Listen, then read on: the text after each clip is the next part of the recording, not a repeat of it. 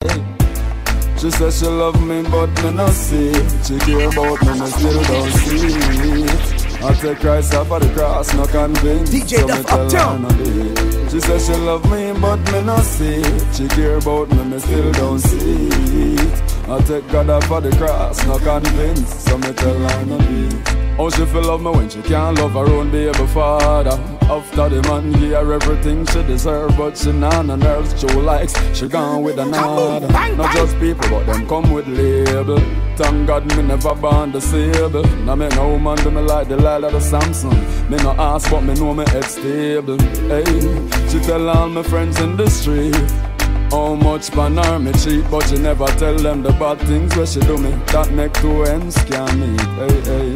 She says she love me, but me no see it. She care about me, me still don't see it. I take Christ off of the cross, no convinced, so me tell her no do it. She says she love me, but me no see it. She care about me, me still don't see it. I take Christ off of the cross, no convinced, so me tell her no do it. She says she can't manage the 9 to 5. She rather be a clutcher. Patient, she don't have much. She have to date a rich man, and she no business a which one. Then she concerned about her clothes more than she concerned about her youth. She concerned about her ear and nails and boots. She no love me, she just love my loot.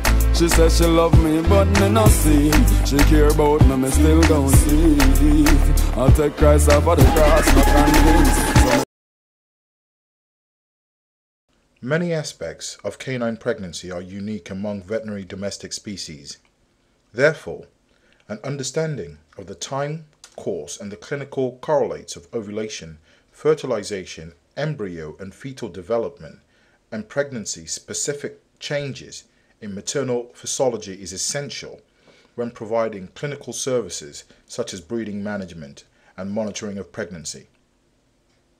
It is also important for decision-making in cases of pregnancy failure, elective cesarean sections, and dysocia. One important fact is the gestation length and event of gestations are very repeatable and predictable when viewed in relation to the time of ovulation and the LH surge, the hormone surge. So, the actual test kit that I showed you, this is a very, very helpful kit in predicting when ovulation occurs. Fertilization and gestation.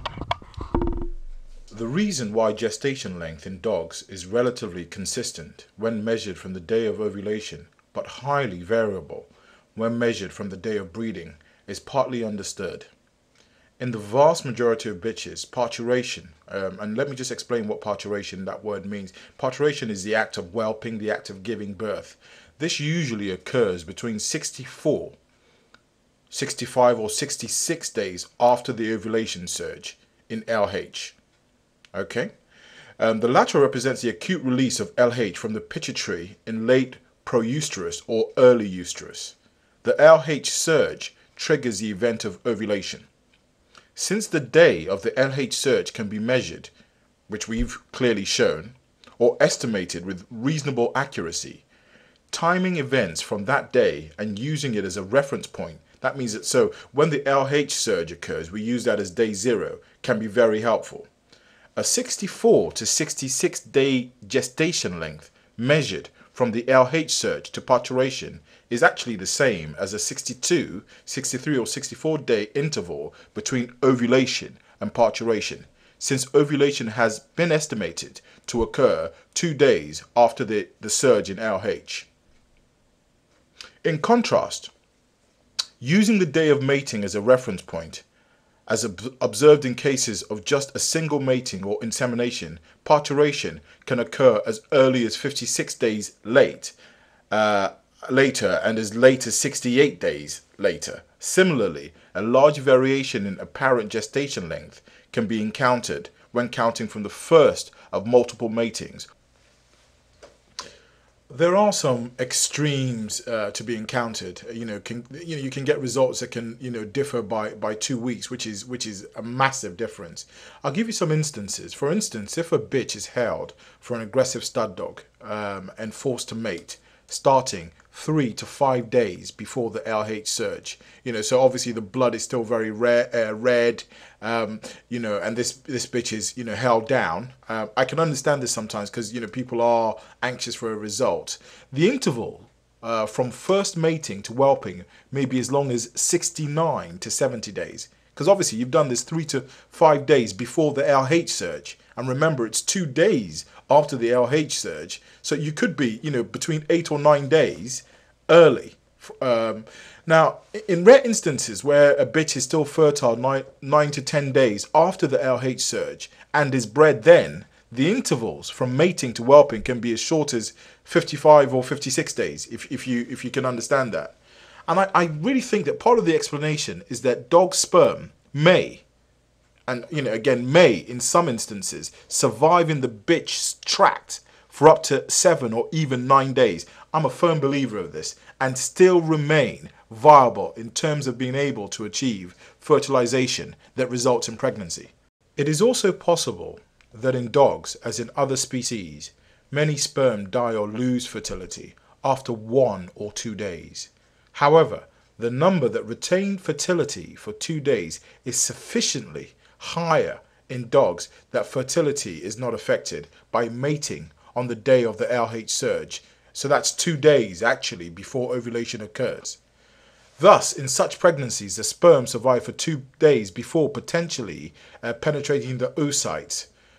The chromatin had to survive another 2 or 3 days to function as a male prenunculus, which fuses with the female prenunculus to form the first cell zygote.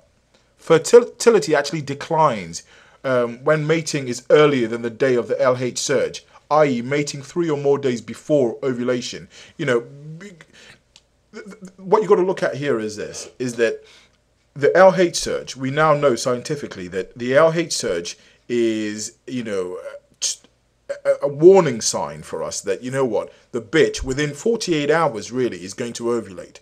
So if you're mating before that, and if it's a reasonable argument to say that, yes, sperm can survive for several days, but the optimum fertility really is within 24 to 36 hours, it is then you're reducing your chances of a large litter. It's interesting, my phrasing about reducing your chances of having a large litter. So sometimes this is not a bad thing. I've always been very passionate about breeding and not the sort of financial potential benefits of it, but just the science behind it.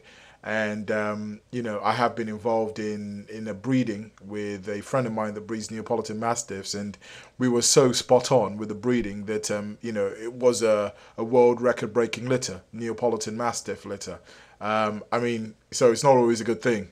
I think if you have an extremely large litter, you will regret it. Absolutely. Whether you're working or not working. A nice size, I think, for a large breed like this is 10 or maybe 8. That's just my opinion. In dogs and foxes, unlike most other species, the eggs are still immature when they are ovulated. I.e. they are still primary oocytes. And they do not complete meiosis and become secondary mature oocytes until probably 2 to 3 days after ovulation. An egg must be a mature secondary oocyte containing a female prenunculus before the male prenunculus of a sperm can fuse with it to complete the process of fertilization by forming the nucleus of the new one-cell embryo. In early mated bitches, a sperm probably penetrates each egg shortly after it is ovulated, but the male prenunculus, once formed, has to wait for the egg to mature. In late-bred bitches, the female prenunculus of the matured egg is ready to fuse with the prenunculus of a sperm that subsequently penetrates as soon as the male prenunculus is formed. The interval of nearly 3 days required for oocyte maturation after ovulation has been estimated in at least 2 ways. One is based on estimating how long after ovulation the mating from different males can still result in pups with different size. Another is estimation of the time after ovulation at which mating with short-lived frozen thawed sperm results in pregnancy. Because of the phenomenon of delayed oocyte maturation, bitches can readily give birth to litters with multiple sires when there are matings by different males before ovulation, which is, an incredible situation. This happens a lot in the wild, with street dogs. For me, that's why, if you're a breeder, just be very sure about the type of studs you have on your premises, because accidents do happen, and you need to be in a situation that if an accident happened, you are happy to have covered that bitch with that stud dog. Obviously we all try to be as careful as possible, but you can see that sometimes you can have a litter. If I had a little, Yorkshire Terrier, so it could be Barjou's pup and a little Yorkie siring Trixie. Jesus Christ, that's the stuff that Omen is made of. That'd be horrible. So, there is a possibility, in a nutshell, that a single bitch could have her litter sired by 2 or 3 dogs. So be very careful which stud dog you're using, and be sure that the season is totally over before you allow your bitch to start running with your other male dogs. Okay? So basically, if we're just going to break it down into sort of days, so let's work from, ovulation. So we've had the LH search, and then sort of 24 to 48 hours, or maybe even 58 hours after the LH search, we have, the ovulation. We've got the primary oocytes moving in the oviduct, and we've got potential penetration by the sperm. The oocytes by day 4, presumably still without the polar body of the female pedunculus. Day 5, we've got the maturation of the oocytes in the distal oviduct. Fertilization is complete. Now, obviously, you've got to remember that if the oocytes are not mature, fertilization can't be complete. So, we've got fertilization, we've got the penetration of the sperm. Then day 6, we're now looking at sort of, 1 to 2 cell embryos forming. By day 7, we've got 2 cell embryos forming. By day 8, we've got 4 cell embryos forming. By day 9, we've got 4 to 8 cell embryos forming. And then moving to sort of day 10, moving to sort of 18 to 16 cells. And you can see that the sort of embryos are just, the cell formation is just splitting. Day 11, we've got the oviductal embryos again splitting from 16 to 32 cells. So look, between sort of day 12 and 13, you've got the intrauterine migration of the blastocytes between the horns. The migration will also continue with day 14 within the uterus. 2 weeks into the pregnancy, you still can't tell using an ultrasound whether, the bitch is pregnant. So we're now moving to sort of day 17.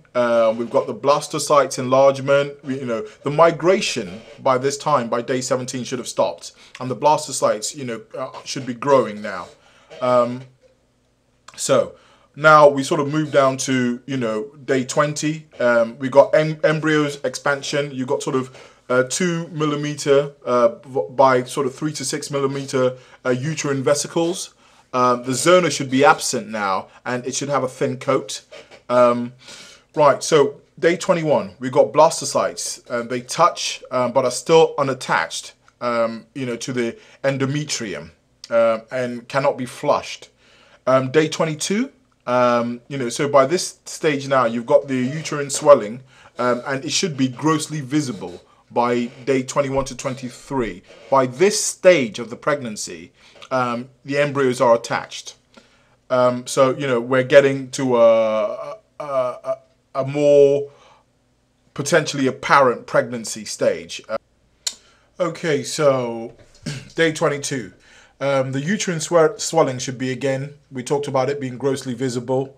By day 24, we've got the heartbeat. This should be visible with the ultrasound. You should also be able to palpate at least a 1 centimeter uterine swelling. Day 25, again, definitely by this stage, ultrasound should be able to detect the heartbeat. And you know, using a high resolution equipment. In fact, actually on Pooch DVD, I have an ultrasound, and that can actually detect heartbeat, you know, sort of from day 24. By day 26, you have a rise in the serum relaxin. Now, the serum relaxing, this only sort of increases in some bitches, you know. So, you know, if you were to test for this in a pregnant bitch, you should see a rise by day 26. Now, by day 28, the ultrasound can detect the zonary placental mass. And again, relaxin should be typically detectable. Heartbeat at day 28 is going to be very clear. By day 30, you got, again, you should be able to palpate, it should be palpatable, the distinct uterine swelling. It should, in fact, have increased by this stage from, you know, sort of 1 centimeter to about 3 centimeters. And again, prolactin increases. So, you know, a test for prolactin, you'll see there should be a sharp rise in this, in a pregnant bitch. I think the easiest way is to be able to palpate the bitch, or use an ultrasound to be able to detect the pregnancy. So that's it. That is the first 30 days of the pregnancy. And I hope you've enjoyed the clip. I know somebody say, Jesus Christ, Ben, this is so boring. You know, speak to us in layman's terms. All right, speak a bit of English to you, broken English. All right, geezer. Right, the dog's up the duff. She's got a bun in the oven. She's preggers. All right, geezer. So, we're 3 weeks in to a... Yo, buddy, good morning. Okay, so we are 3 weeks into the whelp, and I just wanted just to show you potential discharges that you may observe. Out of the way, boy. Can you see this discharge? Don't be alarmed when you see discharge like this. This is a good sign that we're in whelp. Sort of a clear discharge like that, you'll see that probably throughout the pregnancy. So again, that's another reassuring confirmation, besides the palpating the bitch, that you know, she is in whelp. Her attitude and character has changed. 1 minute she's quite fiery. I mean, she's quite a fiery bitch anyway. And then, you know, she's sort of calm again. She's getting a lot quieter, and she's sleeping a lot more as well. So that's another sign. Again, you'll notice drinking of water, so you want to keep, you know, I've got a big trough for them, and you just got to make sure that that's topped up. I mean, that trough is of such a size that, you know, for a week I you know, potentially don't need to worry about whether they've got water or not, but I still check it every day. You know, obvious signs, again, the underline there is starting to become thicker, and the nipples are just becoming larger by the day. So, again, other signs. Look at that. That is getting pretty big. And we've still got quite a way to go. We're almost halfway through. Almost halfway through, so that is another sign. Feeding is going to change probably from Sunday just a little bit. I mean, I feed, I think, very well, so I've got to be very careful. You know, if I over feed, those pups are going to be so big that potentially it can lead to complications. I have a sneaky feeling that this breed, the pups are born quite small, I think. I have a sneaky feeling that they're not oversized pups, but we'll wait and see. Beautiful. The litter is going to be fantastic.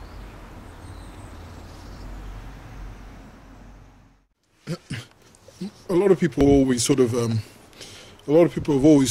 wondered, you know, oh, my dog's pregnant now, no need to exercise. You can see we're just gearing up to go out on the paw tracker.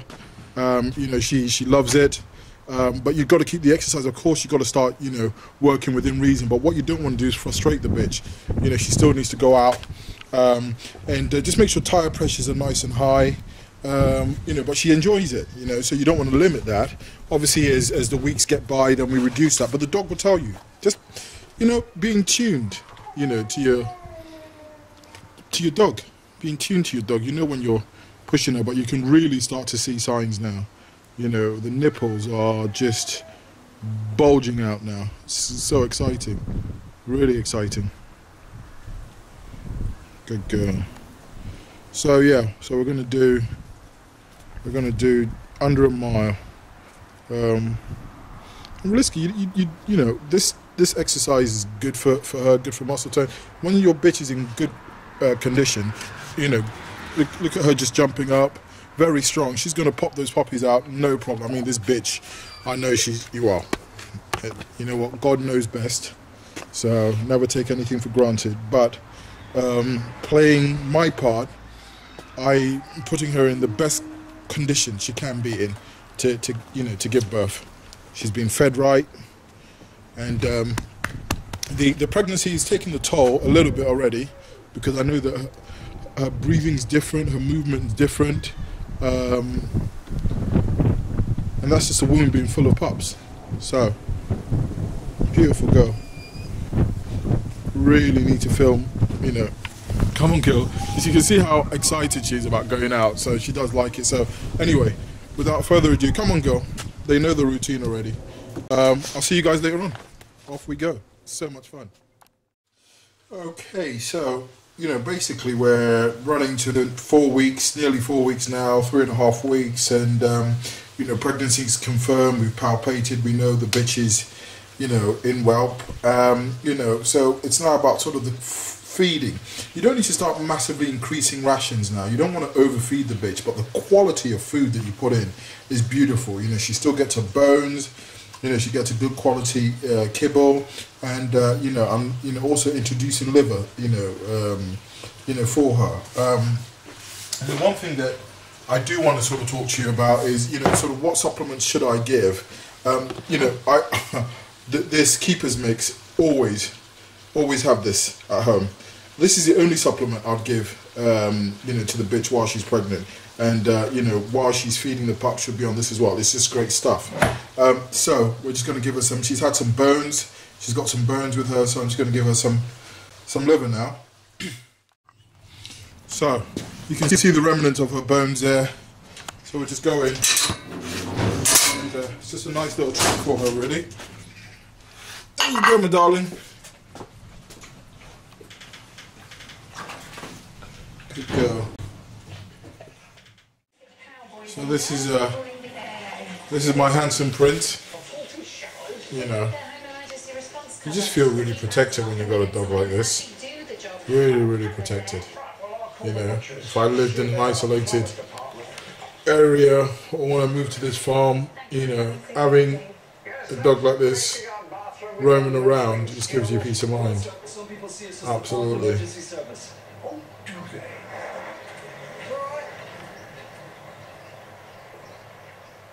The part of my fence is destroyed there. They actually tend not to be too bad. I'll tell you, the dog that's destructive is Bambi. They tend not to be. If you occupy them, you know, they don't dig, really. The CAOs are great diggers. Great diggers. So, I'm sure many of you are now sort of probably dreaming about owning a Bully Kutta, and you know, I think they'll make really good house dogs. You know, historically, I have kept my dogs outside historically. Why? I mean, a lot of times I am working, you know, so leaving a dog like this in a house, you know, you can imagine just that TV, you know, with a tail like that will come down, and you know, it's easier for my dog walker. And which dog do you bring in and which dog do you leave out? You know, I've been to houses where people, you know, have the criticism, oh, your dogs are outside, but I'll tell you what, when I get to some of those houses, if I was that dog, I remember how the dog has, you know, I don't know if it's 10 or 100 times the smelling capacity that we have, I would rather be outside because the house stinks like shit. You know, you can come to my house, you look at the, you know, sofa, there's no slobber there. It's just a little bit more hygienic. If I had only one dog, or when I move, I will certainly be keeping the dog indoors, because I do feel I'm missing out on that part of a canine relationship. Baju? Hello, son. Come here. Baju, come on. Good boy. They're such great dogs, and they're dry-lipped as well, you know, so you're not having like slobber, you know, all over the place, you know, like Neapolitan Mastiffs, you know. They say the Cane Corso is, you know, the dry-lipped Mastiff, but, you know, the same with the Ovcharka. And their coat is actually such an easy coat to deal with. Very loving dogs. Honestly, it's, look at that. He's got his head on my chest. Look at that. That is just so beautiful. You know, it's just so beautiful to have that. And we do this most evenings now, because obviously, remember, we're going to do that residential demonstration of, you know, the best guard dogs. You know, so this is my tact of just basic love before I start to bait him. Of course, it's going to need to be baited. Yeah, beautiful dog. And you know one thing I love about him? He doesn't try and destroy anything. He just has a look round and just stays close to me. So, yeah. It's interesting. We're nearly 4 weeks into the pregnancy now. So, this time next month, you know, it'd be a very anxious time. You know. With the surgery in the great boy. And the special diet about to start, great boy. And you know, he never goes past this area. He stays there, so he has about an hour with me every evening. Good boy.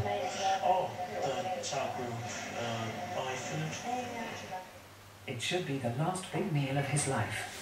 Tomorrow, I personally don't think it's right for people to have loads of dogs living indoors and one locked away in the toilet and locked away in one other room. You know, you're better off building them nice sleeping quarters like I've got. I mean, they're very nice sleeping quarters. They just need a bit of painting, which I keep saying I'll get around to do, and I've got to do it. In fact, that would be a Christmas present for you guys. It's nice and warm as well. A great breed, really misrepresented, big time, really misrepresented. You know, and some people may say, oh well, Ben, you know, you're good with dogs, that's why you got them like this, bollocks. In fact, the truth about how viable they are as close pets is immediately apparent in the way that they are kept in Pakistan. These dogs are loose sometimes, you know, and they're tied with ropes. I mean, an angry Bully Kutta will pull that rope away easily. They are so submissive to the master, and not just the clips that I show, a lot of the clips are uploaded. And it is the, well, I've got to be careful, I was going to say bullshit bull terrier, which is, if I'm honest, that's how I feel about that breed.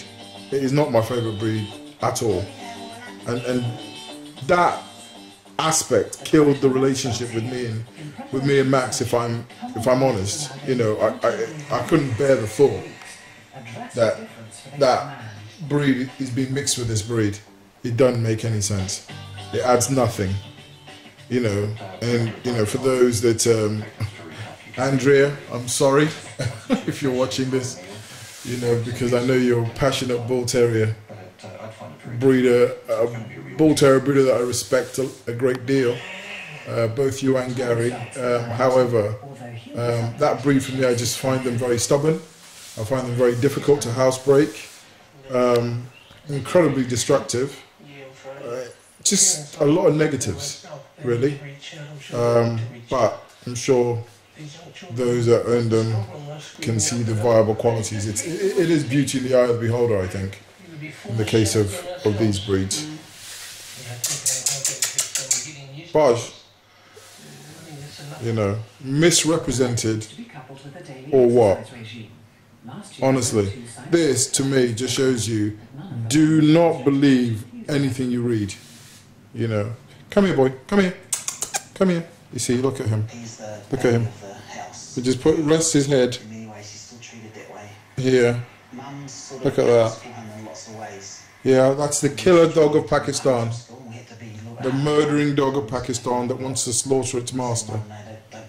You know, he loves it. Look at his head. You know, look at him. He loves it. So, you know, why post this clip? Just to show you that they're great house dogs, and it's, you know, it's just a personal choice not to keep them in the house. You know, as much as I love dogs, you know, every time I handle dogs, I've got to go and shower. I've got special tracksuits. You know, I keep talking about, I don't know what it is, you know. So, look at that. Look at that. He's happy as Larry. You know, great relationship we have. And you'll see when we do this protection work, and it's going to be, we're going to create real life situations. It's not just a dog on a line where, you know, if it's here, I'm not sure where we're going to do all the filming, but I'm certainly going to show you a clip shortly of, you know, a young dog like this, what will happen when an intruder, a crackhead, tries to make off with my TV, or maybe my laptop. You know, who knows what they want to come and nick these days. But all I'll say is, Baji, what would we say? Baji, all I'd say is, make sure you tell your friends and family where you're coming to rob, because they will have to identify you by your fillings. Look at how he's just resting on me. I love this dog.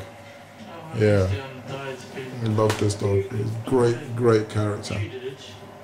Great character. Another thing about this breed is they make really good footrests as well. So, yeah, if you need something to rest your foot on, it's a good enough reason to get a bully. Probably a very justifiable reason. So if you call me and say, look Ben, I want one of these dogs because I'm looking for a footrest, that to me is a very feasible argument for the reason why you're in a bully. So yeah, it's quite a good pitch. That. If you've got no experience with big dogs at all, just the fact that you love a good footrest, I'm just messing about. But just look at how balanced this boy is. He's my buddy. He's my buddy. He's my buddy. No aggression, no snapping back at me. Just great. He loves it actually. But he's still a young dog, so you don't actually put your full body weight on it. It's just a bit of play. Come here, boy. Come on, up here. Come on. Come on. Come on. Up here. Come on. Up here, come on. Up you get. Look how big your head is. You know. I want to open his mouth all the way. No issues. No snapping back. Beautiful dogs. Don't believe a word of the negative press. I think a lot more balance than a lot of Rottweilers that are bred these days. Good boy. He hasn't got a point to prove. He hasn't got a point to prove. He knows that he's Van Damme.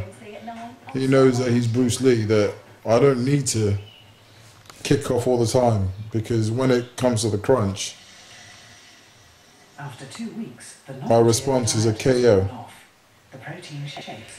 Look at that. You can really see the pregnancy here.